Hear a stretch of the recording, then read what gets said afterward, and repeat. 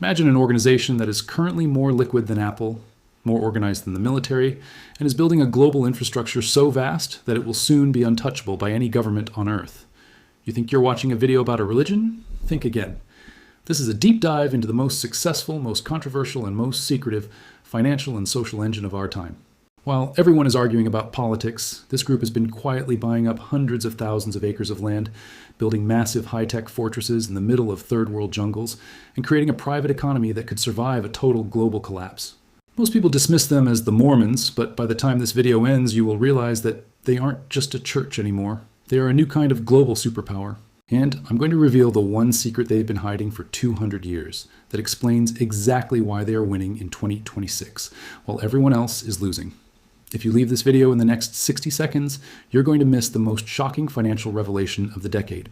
To understand the empire, you have to understand the trauma that built it. In 1830, a 24-year-old man named Joseph Smith claimed he had found golden plates buried in the earth. The world called him a fraud, but he did something no fraud could ever do. He convinced people to die for his vision.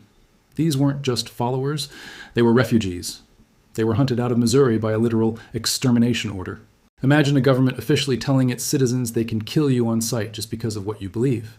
They saw their homes turned to ash and their children murdered in cold blood. But here's where the story gets dark. This persecution didn't stop them. It created a survivalist cult. They fled thousands of miles into a desert where no human was supposed to live. Why? Because they wanted to build a society so isolated and so strong that no army could ever reach them again.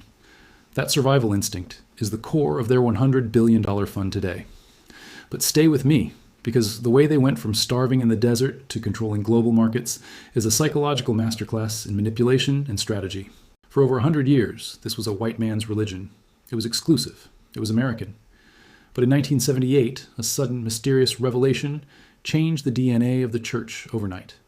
Critics say the church was facing a PR disaster and financial ruin if they didn't change. Believers say it was a message from God.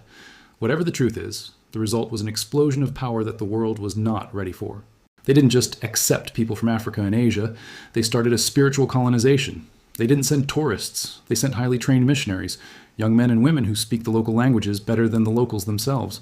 Right now, as we speak, there are massive temples rising in the heart of Nigeria, the Philippines, and Brazil. These aren't just buildings, they're symbols of a new global order. But here's the shocking part. Did you know that in these countries, the church is often more powerful than the local government? They provide the food, the education, and the jobs. They are literally building a state within a state. But why? What is the end goal? Now, let's talk about the money, the part they don't want you to focus on. A few years ago, a whistleblower leaked documents that shook the world. It revealed a secret investment fund called Ensign Peak Advisors. We are talking about over $100 billion sitting in a single account. That's more than the GDP of many countries.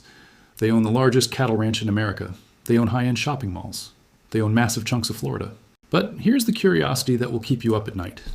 Why does a church need $100 billion in the bank? They say it's for the second coming, but in 2026, it looks like a global insurance policy against the collapse of the US dollar. They have built a financial fortress that is immune to inflation, immune to war, and immune to recession. While your savings are shrinking, their empire is growing.